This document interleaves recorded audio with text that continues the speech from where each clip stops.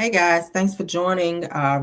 We have some news that we need to update you guys on, so let's jump right in. Everything said in this video is alleged and in my opinion and is used for fair use and entertainment. All right, let's get started. Give me a second.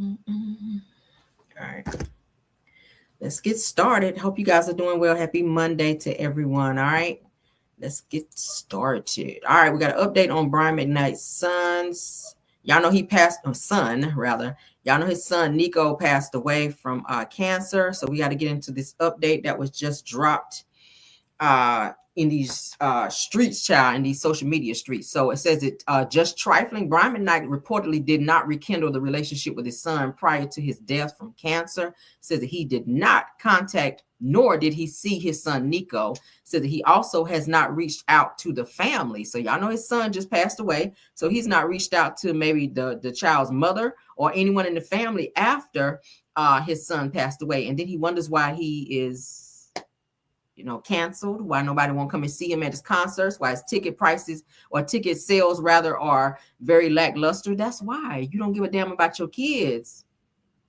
You don't give a damn about your kids. I mean, and he keeps blaming everything on his wife, his new wife. My new wife told me this. My new wife told me not to do that. Well, how can your new wife tell you not to contact your immediate family or your son? That's your child, your blood. That's your bloodline. So now you have to live with this on your heart and in your spirit for not fixing this or whatever the issue was, this distance, whatever you had going on with your son that you never fixed. You got to live with that. How can you sleep at night not knowing that knowing rather that you didn't fix that with your son? Like, you don't let the sun go down on your wrath, and you've obviously done that. And now this boy has left this earth, and you've not fixed it because of how your new wife may feel. Maybe you need to get a new wife, because if she comes in between your children or anybody in your family, okay, to make you not do something that you need to do because she might feel away, then you might need to get a new wife. She does not have your best interest at heart if she comes between you and your children. That's on period. Let's get into this. They said that this is very unsettling. A few days ago, Brian Mcknight's estranged son, Nico, unfortunately lost his battle to cancer at 32 years old.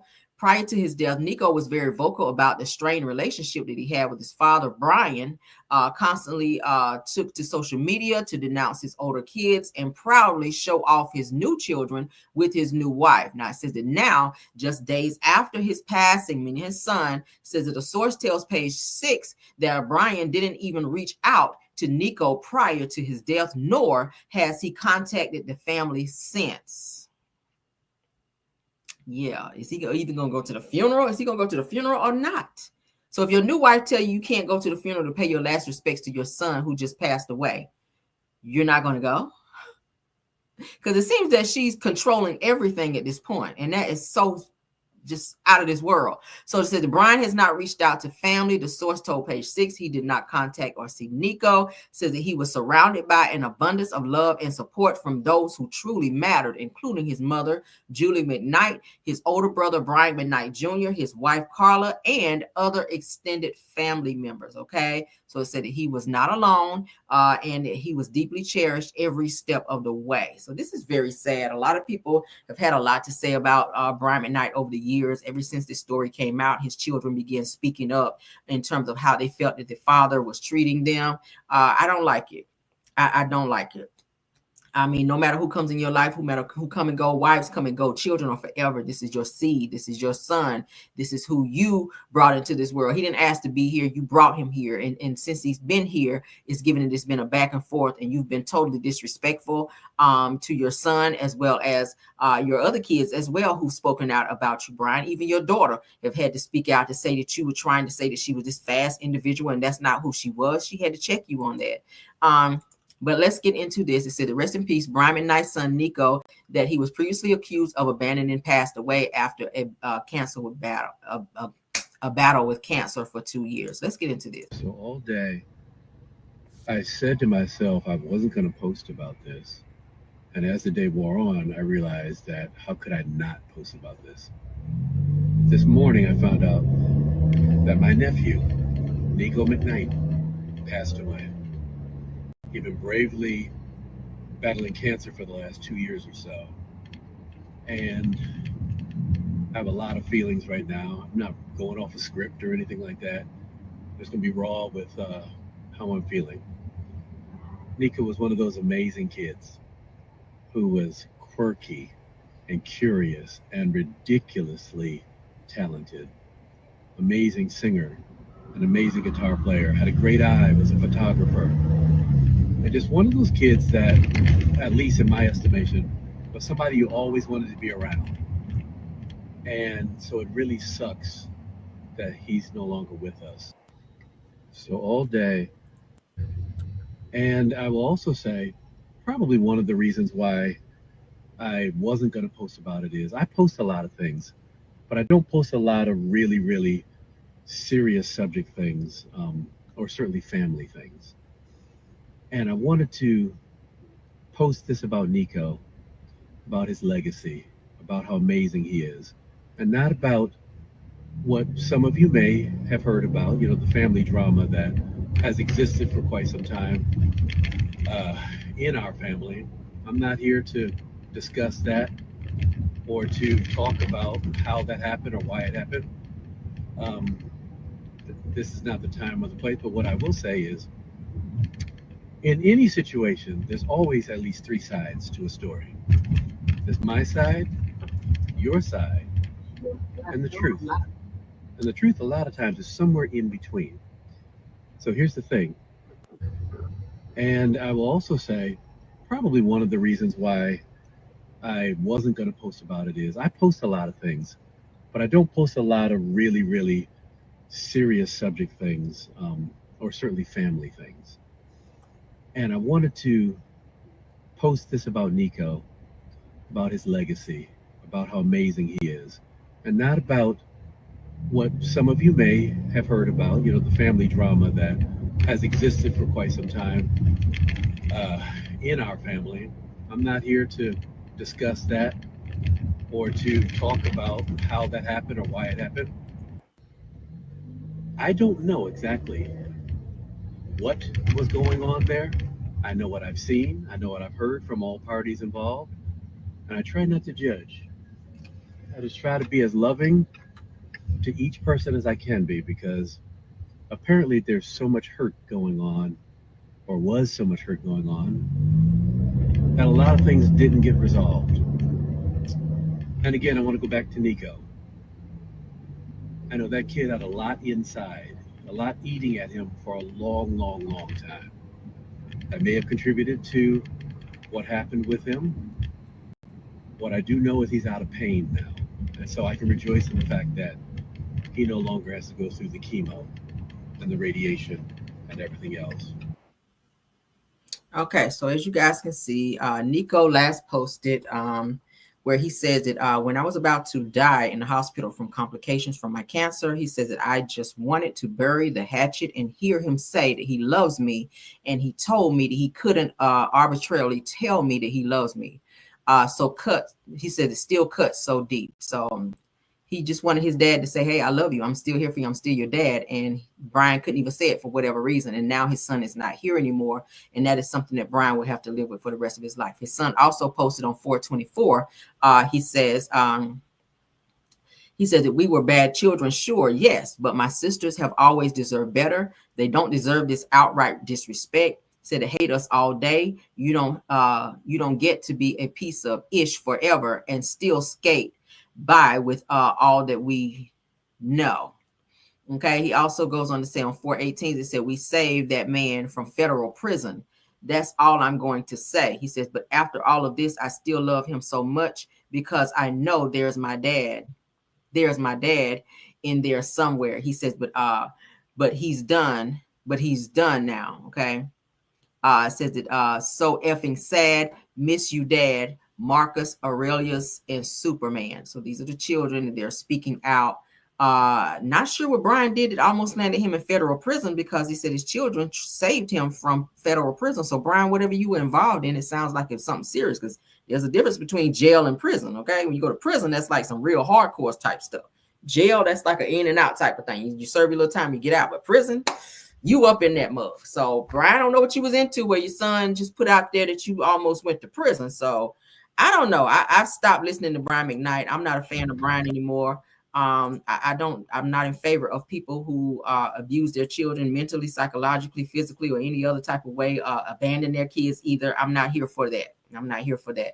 So prayers up for this family as they deal with this grief and loss of Mr. Nico Mcknight. All right. Let's move on to this next topic, child. Let's move on. What's up, KBR? What's up to all my mods and all my Caramelians stopping by for this video? All right, prayers up, honey. Prayers up for Mr. Dwight Eubanks. In case you guys have not seen this, this just came across the YouTube waves today. Says doctors missed early signs of prostate cancer because they were only focused on his HIV. I didn't even know he had that. Oh my God, that's news to me. That's news to me. So let's get into it. Dwight Eubanks, you guys may remember him from Real Housewives of Atlanta, where he told Sheree, a fashion with no fashion, or a fashion. What did he say? I want to make sure I get it right. A fashion with no, what was it? She didn't have no pieces, y'all remember, for her fashion show, child. But anyway, he was from Real Housewives of Atlanta. Y'all remember Dwight? He got into it with Nene on the show as well, where they had a back and forth. But Dwight, I did not know he was this sick. Dwight does live in Atlanta. All right. A fashion show with no fashions. Yes. Thank you, Sunny Days. A fashion show with no fashions. That will forever live in the back of my mind. All right. But it says the Real Housewives of Atlanta star Dwight Eubanks is calling out doctors after being diagnosed with prostate cancer, something that he could have been caught way earlier if they weren't so focused on his HIV. I swear I did not know this man had HIV, y'all. Oh my God. Did anybody know that? Where I been? And y'all know I used to be up on my stuff when it comes to people. I just did not know this. So it says that the 64-year-old celebrity hairstylist told people that he was diagnosed earlier this year after getting blood work done at a health fair at his church in January. Says that a week later, his doctors told him to come in immediately. Now they said that even though he felt fine and had no symptoms, followed-up tests confirmed that it was prostate cancer. Now he says that I was shocked. I was angry. He says, according to Dwight, he says that when you hear the word cancer, you freak out. He said that I think I'm still freaked out. But what made things worse was finding out that his cancer could have been spotted way back in 2022. It said that Dwight, who's been living with HIV since the 80s, gets regular checkups every 6 months. But his doctors completely missed the warning signs. I did not know this, y'all. I'm sad because I like Dwight. Oh my God. He goes on to say that they looked back at my records and saw my PSA levels were high in 2022. Says that nobody told me, he explained. He said, he just said, you're undetectable, so you're fine. Never mentioned anything about my prostate. Okay. It says that now Dwight's using his story to encourage Black men to stay on top of their health. It says that Dwight says that he's choosing to stay positive despite everything. He said, I just have to laugh instead of crying about this whole journey. This is so sad. This makes me sad. This really makes me sad. Got to stay on top of it. Men, I think I was just talking about this in one of my videos. Please. And was it this morning? If it wasn't this morning in Car Chronicles, it had to be a video maybe from yesterday. Please, please, please, men, make sure you're getting all your checkups. Please. Definitely prostate. Get your prostate exams. I know you don't want to. I know it's uncomfortable. I mean, it's only one test for you men. Women, we have to go through a series of tests per year. You know, mammograms and all these other type things that we have to deal with, not including having babies, which that's a huge thing. All right. Pap smears, like, damn, that's painful. So truly, you can go and get a prostate exam. This is so sad. I hate that. So on top of him dealing with HIV, and I didn't even know he had that shit. I'm still puzzled by that. On top of him dealing with HIV, he's just finding out that he had prostate cancer. And I really hope that he can beat this, because this is sad. I didn't know that after all this time of watching Dwight. Lord Jesus. Prayers. That's all I can say. Prayers. Women, make sure you're going and getting all of your mammograms, pap smears, and any other tests that you need to get.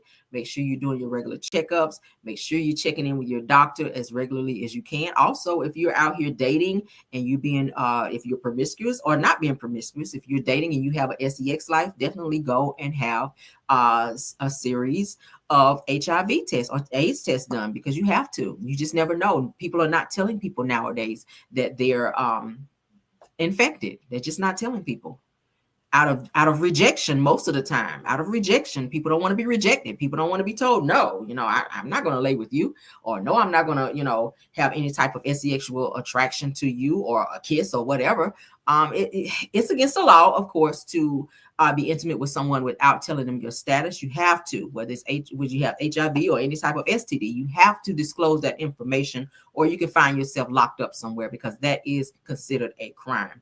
But in this situation, I really send prayers out to Dwight, and I know he's probably just crying his eyes out, because it's like, damn, I'm fighting one battle and then I hear about something else. So if you guys know how to pray, you don't have to know a person personally in order to send a prayer out. So send a prayer out for Dwight. Dwight really can do no wrong. He's so unproblematic. He's funny as hell. I enjoy seeing him on the show. Maybe that's who we need back on Real Housewives of Atlanta to help turn the show around.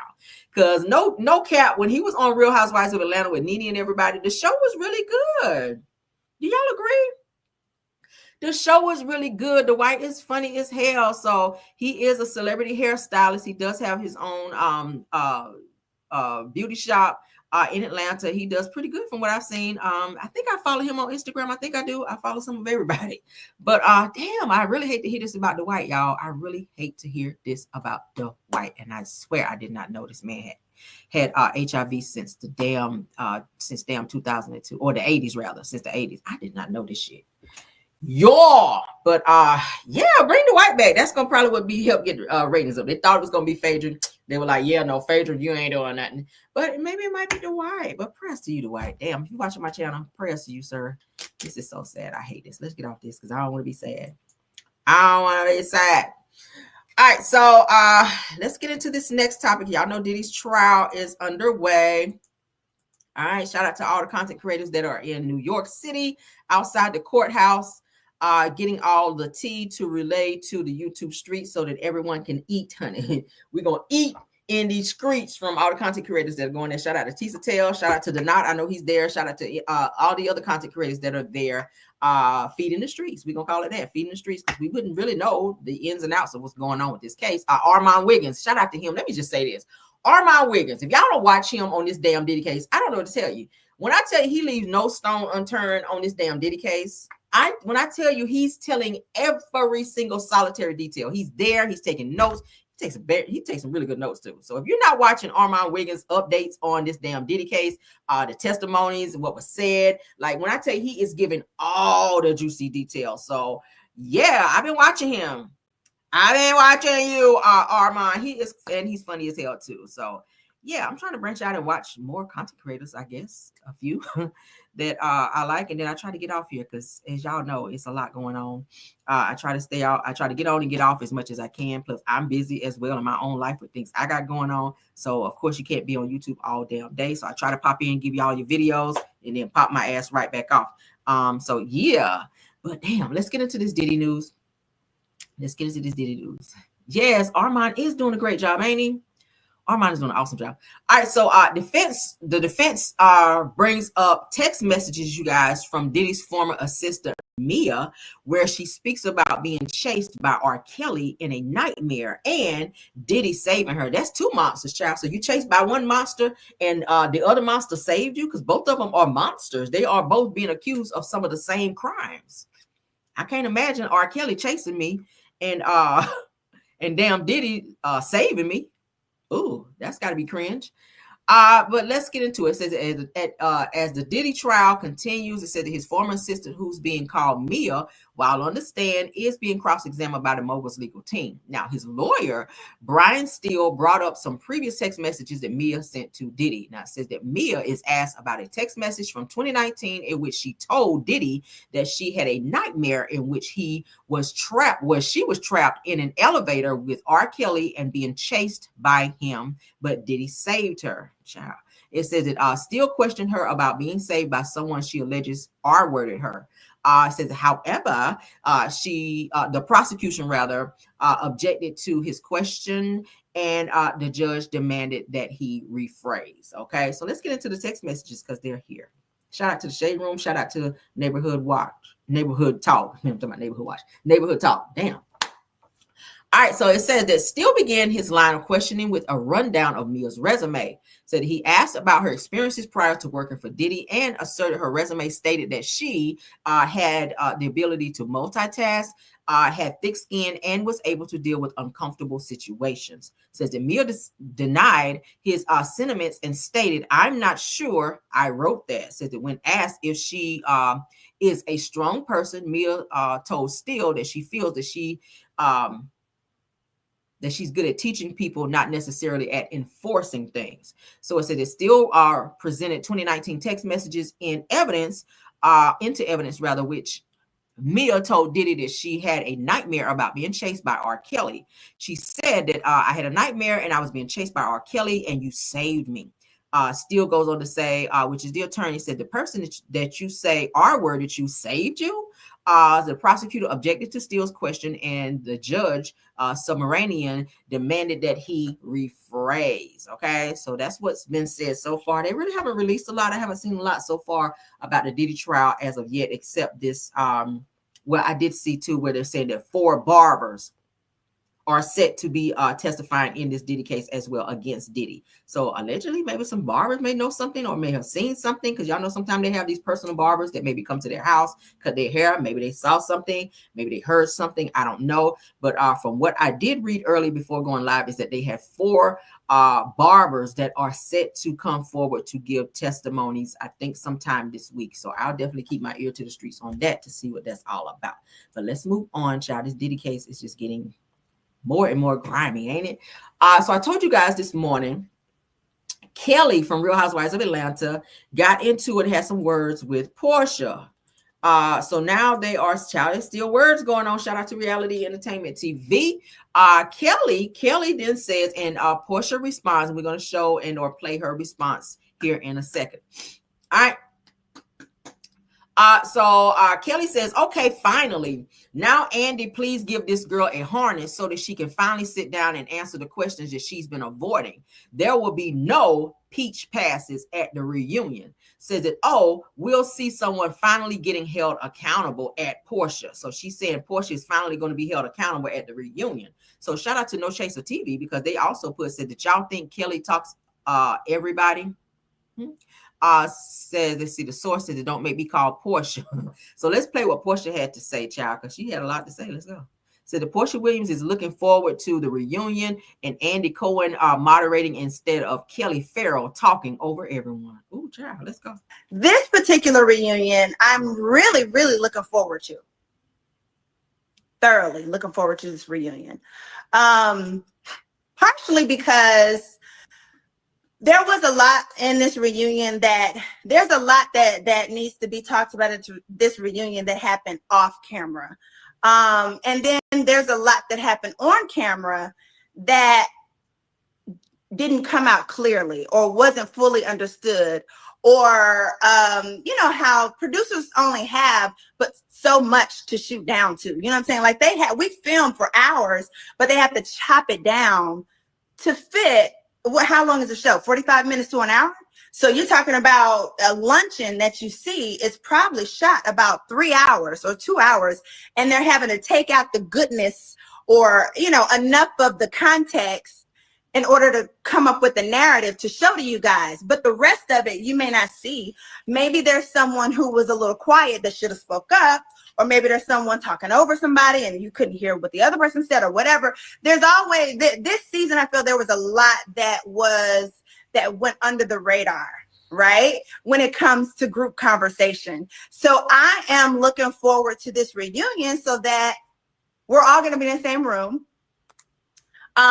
We don't have to worry about Kelly trying to talk over everybody and be the moderator. She seems like she does the best job she can, but we don't need that from her.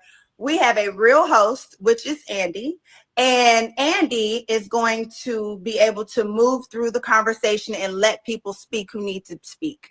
And my biggest focus will definitely be for each person to be heard. I feel like at the end of the day, when it comes to truth, you got to hear all sides. And I feel like the audience watching this season was confused about a lot, right? I mean, y'all definitely were confused and upset with me, and you're confused as you see, you know, other people and their actions and things like that. And so I just feel like this is the perfect opportunity to bring all the truth to the reunion. This is going to be the most truthful reunion ever. And I'm so freaking excited about it. I don't usually bring receipts, but this reunion, they're needed. They are absolutely needed. They are absolutely needed. They won't be nothing nasty.